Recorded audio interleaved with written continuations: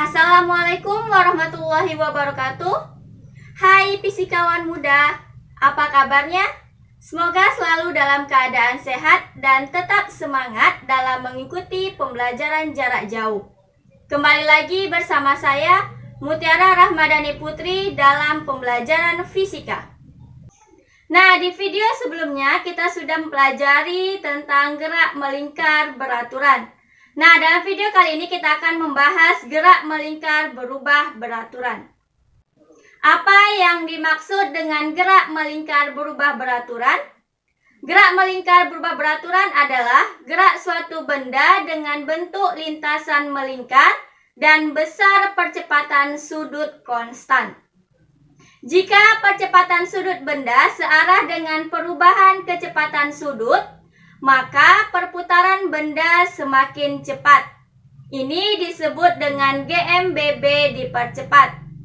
Sebaliknya, jika percepatan sudut berlawanan arah dengan perubahan kecepatan sudut, benda akan semakin lambat dan disebut dengan GMBB diperlambat. Nah, selanjutnya besaran-besaran dalam gerak melingkar berubah beraturan. Yang pertama yaitu percepatan sudut. Gerak melingkar berubah beraturan memiliki kecepatan sudut tidak tetap.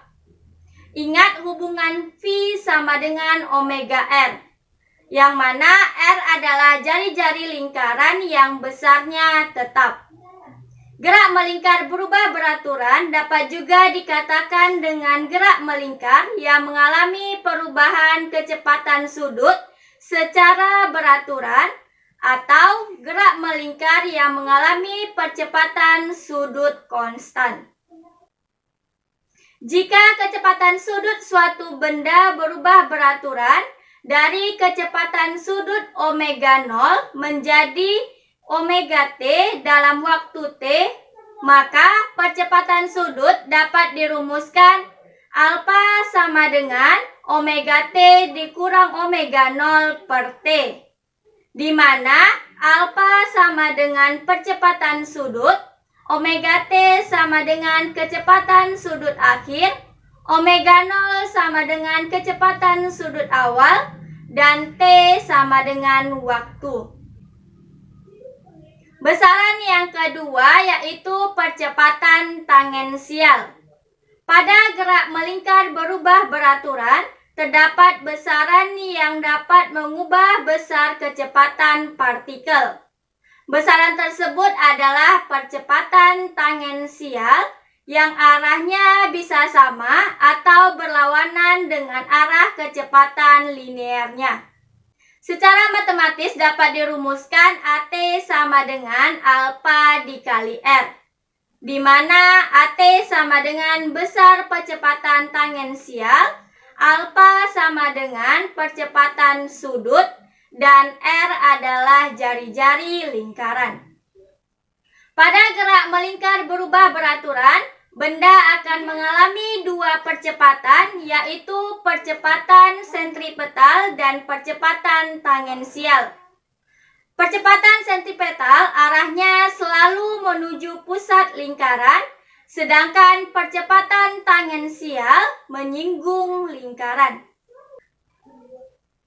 Perhatikan gambar. Berdasarkan gambar dapat diketahui bahwa percepatan sentripetal tegak lurus dengan percepatan tangensial.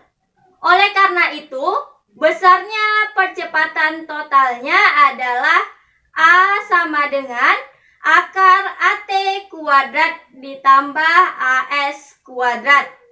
Dan arahnya tan theta sama dengan AT per AS. Besaran yang ketiga yaitu kecepatan sudut pada saat T. Secara matematis, besarnya kecepatan sudut pada saat T adalah omega T sama dengan omega 0 ditambah alfa dikali T. Dan omega T kuadrat sama dengan omega 0 kuadrat ditambah 2 alfa theta. Dengan theta sama dengan besar sudut yang ditempuh. Besaran selanjutnya selanjutnya yaitu perpindahan sudut. Secara matematis, besarnya perpindahan sudut dapat dinyatakan theta sama dengan omega 0 ditambah setengah alfa T kuadrat. Nah, untuk lebih memahami, perhatikan contoh soal berikut. Sebuah silinder dalam waktu 4 detik, kelajuan sudutnya berubah beraturan dari 20 radian per sekon menjadi 10 radian per sekon. Tentukan besar percepatan sudut silinder. Dari soal diketahui T sama dengan 4 sekon. Omega 0 sama dengan 20 radian per sekon dan omega T sama dengan 10 radian per sekon. Yang ditanya yaitu percepatan sudut atau alfa. Sehingga omega T sama dengan omega 0 ditambah alfa dikali T.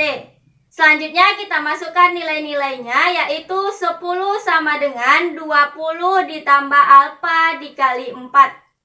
Selanjutnya 10 dikurang 20 sama dengan 4 alfa. Alfa sama dengan minus 10 per 4 sama dengan minus 2,5 radian per sekon kuadrat. Tanda negatif sama dengan percepatannya negatif atau terjadinya perlambatan. Terima kasih sudah menonton video ini. Sampai ketemu di video selanjutnya. Assalamualaikum warahmatullahi wabarakatuh.